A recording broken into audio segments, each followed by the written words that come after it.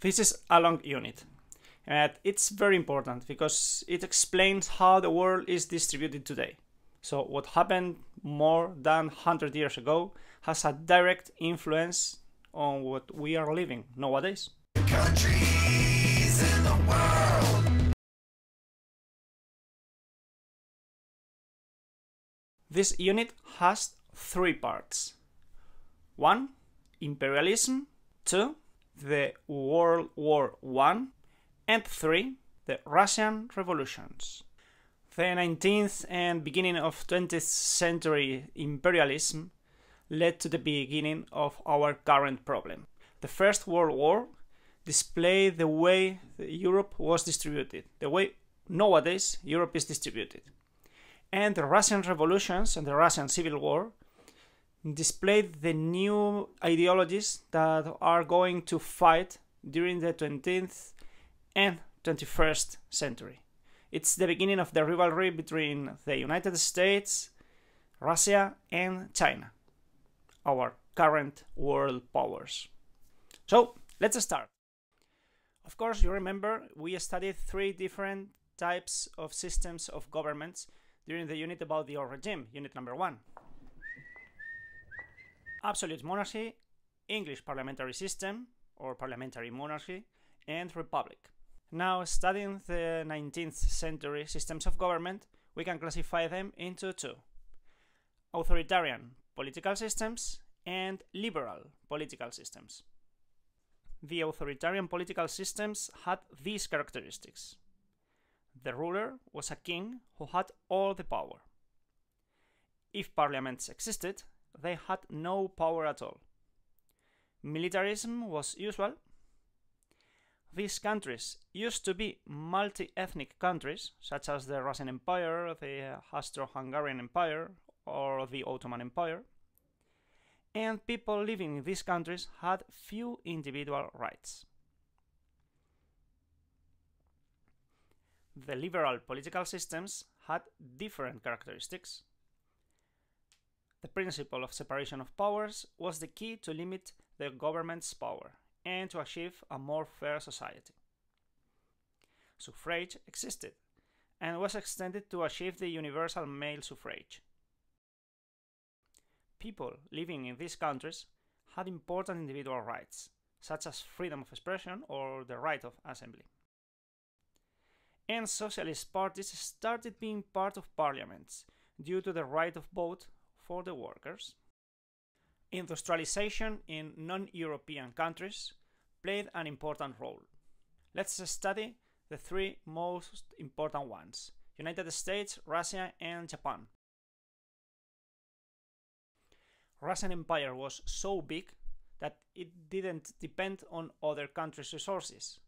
So in Russia, the autocracy was the way of working, the system of government. Actually, it was an empire with an emperor, called the Tsar. The Tsar held all powers.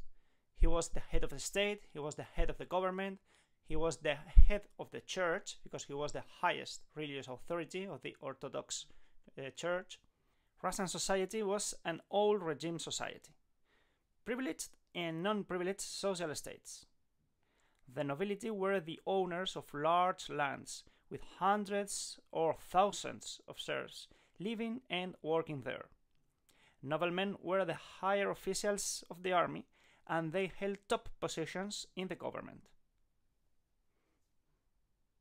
The non-privileged states were workers in cities and peasants, the majority of population actually. Living conditions of peasants were extremely hard because they were serfs under an absolute control by their lord. The Tsar Alexander II issued a decree conceding the emancipation of the serfs in 1861. The goal was to give freedom to the serfs, to improve their living conditions. But actually, their economic situation was so horrible, so hard, that their living conditions improved almost nothing. Russian Empire was a multi-ethnic country because it was inhabited by Russians, Ukrainians, Armenians, Turks, Chechens, Kazakhs, Belarusians, Yakuts, Germans, Uzbeks, and a very long etc. the United States was a large country with few population. Most of its inhabitants were located on the east coast, and soon they started expanding westwards to colonize new territories. This process was known as the westwards expansion.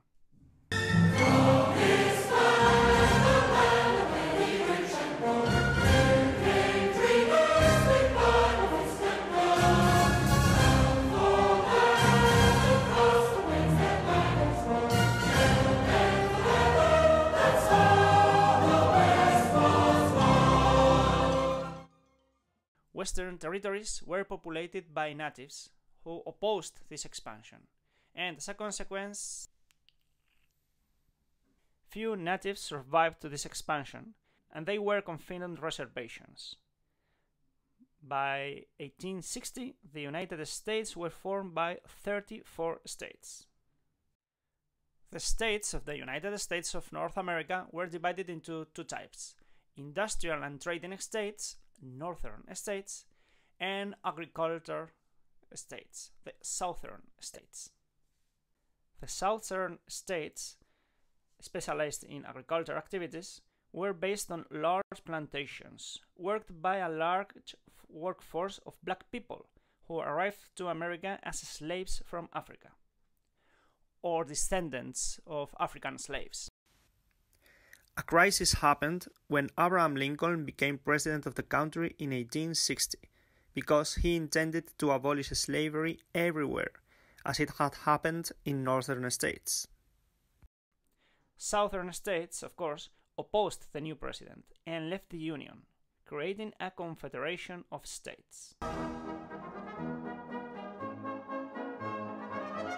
A war started when Southern States Army attacked Fort Sumter in Charleston Bay in April 12, 1861, claiming this United States fort as their own.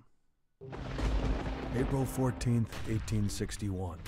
Fort Sumter, founded by Confederate batteries, surrenders. Lincoln's response is immediate. The next day, he called for 75,000 volunteers for military service. Recruitment stations were flooded with men eager to put down the rebellion. But things were different in the border states. The governors of Kentucky and Missouri refused to contribute troops. And as more states sided with the South, Lincoln's problems only increased. The president chose a Virginian to lead Union forces, but was turned down when Virginia seceded. In time, the man would become the South's most famous general, Robert E. Lee. The President Lincoln, of course, called out the militia to suppress this insurrection, and 4 more slave states seceded and joined the Confederacy. By the end of 1861, nearly 1 million armed men confronted each other. The war lasted for 5 years. It was called the American Civil War. But due to the fact that the southern states seceded the Union, in Spanish it was called Guerra de Secesión. The northern states won the war, and finally slavery was abolished, although black people's rights were different than white ones. These different rights for white and black people in southern states was known as racial segregation, and it lasted for more than 100 years. When we studied industrialization in Japan, we studied that the emperor Meiji Tenno was the one who started this industrialization, the one who ended the feudalism in Japan. So between 1867 and 1914, Japan became an industrialized country with a high Western influence, but the emperor remained being an absolute monarch. Nevertheless, the emperor ended the traditional policy of isolation of Japan in order to reach trade agreements with Western countries, the United States and European countries mainly.